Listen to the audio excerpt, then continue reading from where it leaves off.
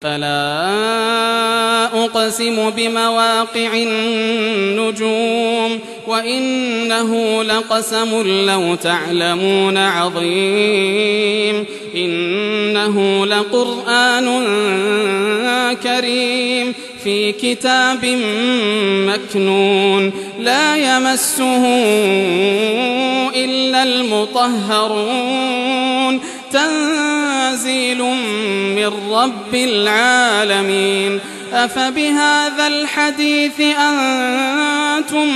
مدهنون وتجعلون رزقكم أنكم تكذبون فلولا إذا بلغت الحلقوم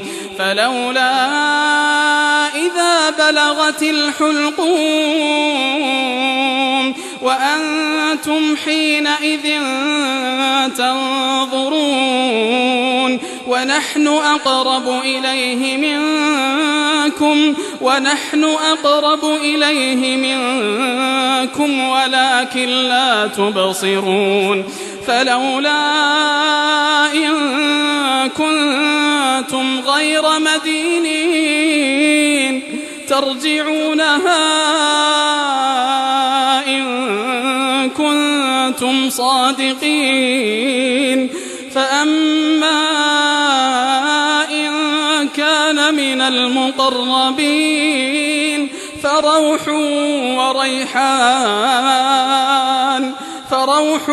وريحان وجنة نعيم وأما إن كان من أصحاب اليمين فسلام لك من أصحاب اليمين وأما إن كان من المكذبين الضالين فنزل